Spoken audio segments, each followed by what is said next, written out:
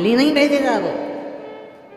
एक क्षण के लिए भी अगर आपने शिव महापुराण की कथा सुनी, और हम तो यहाँ तक कहते हैं जिन जिन पुलिस कर्मी की, जिन जिन डॉक्टरों की, जिन जिन सिस्टरों की, जिन जिन नगर निगम वालों की, जिन जिन प्रशासनिक अधिकारियों की ड्यूटी भी अगर इस कथा में लगी हुई है, वो भी तारीख लिख के रखना और 3 महीने इंतजार करना कि बाबा ने तुमको उन्नति की सीढ़ी पर चढ़ाया कि नहीं चढ़ाया।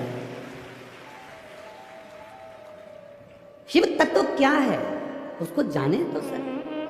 शंकर को हम पहचाने कैसे, शिव को हम जाने कैसे?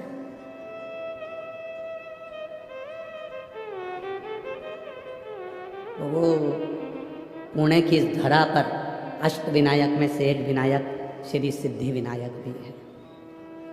श्री सिद्धि विनायक कैसे?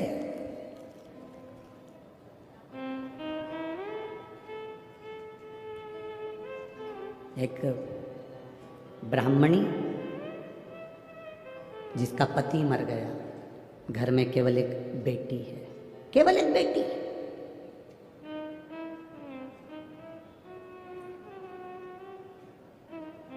जिसका कोई नहीं उसका तो भोले है यार।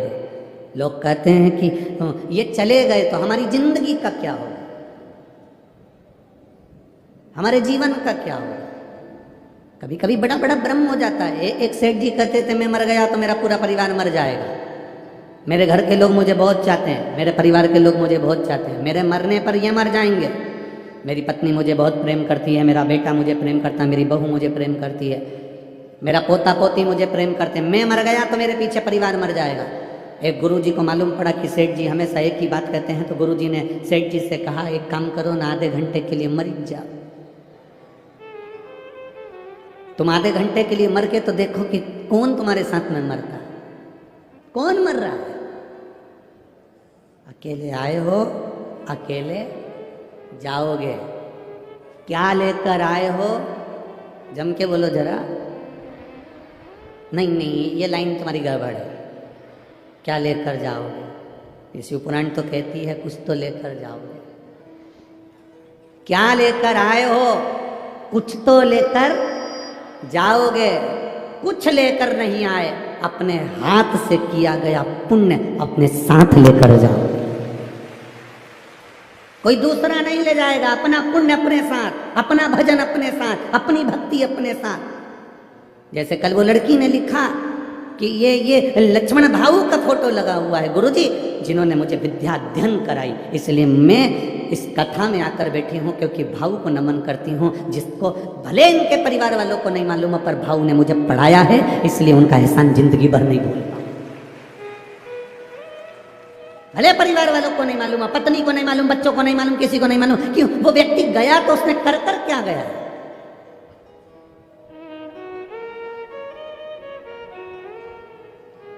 आमदार, खासदार, अध्यक्ष, उपाध्यक्ष, मिनिस्टर, मंत्री, ये सब पद तुमको मिल सकते हैं, पर निवेदन है इस पद पर पहुंचने पर तुम अपने हृदय से दया और धर्म बंद मत कर देना, ये चलती रहे। उसका कारण ये है कुर्सी और पद तो बदलते रहेंगे, पर तुमने अगर कुछ पुण्य करा है, तुमने अगर कुछ दान करा है, तुमने कोई अच्छा कर्म करा है, तुमने जिंदगी में कोई अच्छा कृत्य करा है, तो वो तुम्हारे साथ जीवन पर्यंत यहाँ भी और वहाँ भी काम आएगा। और वो आता है, वो आता है।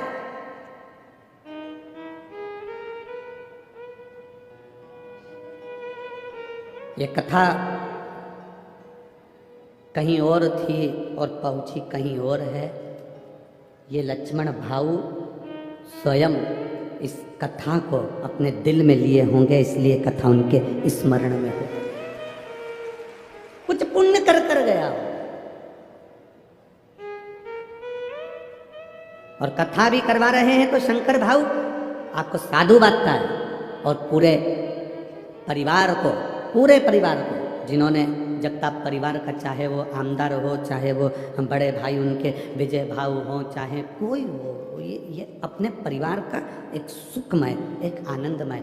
कुछ कहते हैं गुल्लक में पैसा इकट्ठा करो, घर में कोई त्यौहार होता है तो बच्चा का जन्मदिन होता है तो गुल्लक फोड़ के गिफ्ट लाता है। जब हमारे पूर्वजों का पुण्य के गुल्लक लहराती है, तब जीवन में एक बार शिव महापुराण की कथा हो पाती है। पुण्य की दुनिया,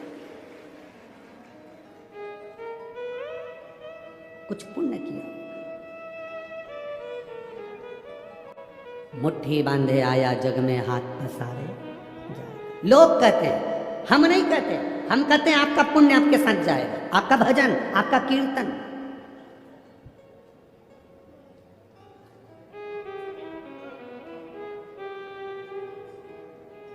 बीमा कंपनी वाले कहते हैं इतने का बीमा करा लो, तुम मरोगे तो घर वालों को इतना मिल जाएगा। दुनिया में केवल एक ही कंपनी है जो तुम्हारे मरने की बात तुम्हारी पत्नी के सामने करती है। पत्नी सोफे पर बैठी रहती है और बीमा वाला कहता है भाऊ बीमा करवा लो ना, तुम्हारा कहीं एक्सीडेंट हो गया तो इतनी रिकवर राशि मिल जाएगी। और पत्नी बड़े प्रेम से पल्लू डाल के सुनती रहती है, इतनी राशि मिल जाए। फिर पत्नी ने कहा कोई अच्छा पैकेज बताओ ना, रिकवर राशि ज्यादा मिले। सेठ भी ऐसे ही कह रहा था, मैं मर गया मेरे पीछे पूरा परिवार मर जाएगा। गुरुजी ने कहा तू आधा घंटा मर जा। नहीं, मैं काहे को मरूं, अगर मैं मर गया तो मेरी पत्नी को कुछ हो गया, मेरे बच्चों को कुछ हो गया, मेरी पोता पोती को कुछ हो गया, तुम मर तो सही। उसने कहा नहीं मरूं। सेठ जी से गुरुजी करे 5 मिनट आधे घंटे मर जा, बाकी का मुझे देखना है कि तेरा परिवार कितना मरता है, मुझे देखना ही है। और अगर मेरे परिवार को कुछ हो गया तो गुरुजी ने कहा जवाबदारी मेरी, तू तो मर। पानी पीते पीते सेठ जी लुढ़क गए। डॉक्टर को बुलाया, थोड़े से रुपए देकर गुरुजी ने कहा तुम यहीं बैठ जाओ और कह दो ये मर गया। डॉक्टर ने भी कह दिया मर गया। पत्नी धाड़ धाड़ के रोने लगी, खूब रो, नई नई डिजाइन में रोई, खूब रो। गुरुजी ने पूछा क्यों रो रही हो सेठानी? सेठानी कहती है मेरा पति चले गया। गुरुजी ने कहा मेरे पास में एक ऐसी बूटी रखी है, मैं तुम्हें दूंगा, तुम खा लेना, तुम मर जाओगी, पति जिंदा हो जाएगा। पति जिंदा। पत्नी रोती रोती बोली इनकी तो उम्र हो गई थी, इनकी तो उम्र हो गई थी। पति जमीन पर पड़ा पड़ा सोचने लगा, भी परसों के दिन कह रही थी तुम कितने हैंडसम लगते, और अब कह रही है कि इनकी तो उम्र हो गई थी। पति उठने ही वाला था, इतने में गुरुजी ने चिमटा खोड़ दिया, पड़े रहे वहीं पर। थोड़ी देर बाद बेटा रो रहा था, तू क्यों रो रहा है? मेरे पिताजी चले गए, ये भी नहीं बता के गए किससे कितना लेना था। अब बाप पड़ा पड़ा मन में सोच रहा है इसको लेनदारी की पड़ गई, बाप पड़ा उसकी जरा सा दुख नहीं है। इतने में गुरुजी ने कहा ले बोटी तू खा ले, तू खाएगा तू मर जाएगा, तेरा बाप जिंदा हो जाएगा, पिता जिंदा हो जाएगा। बेटा बोला पिताजी कह रहे थे अब तुम्हें सारा काम संभालना है। पोता रो रहा था, तू क्यों रो रहा है? मेरे दादाजी चले गए तो अब मुझे कुरकुरा कौन दिलाएगा? तो गुरुजी बोले ले बूटी तू खा ले।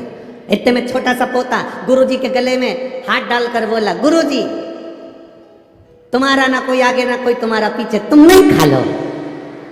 और सब मिलके बाद गुरुजी को बूटी खिला।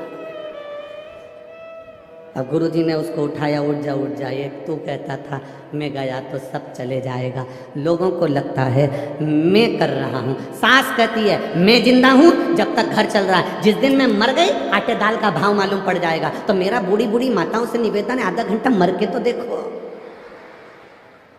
तुम जिंदा हो तो भी और मर जाओगे तो भी। हमारे यहाँ की तो रीति बनी है मरने के पहले और मरने के बाद का समय निकाल कर देखना।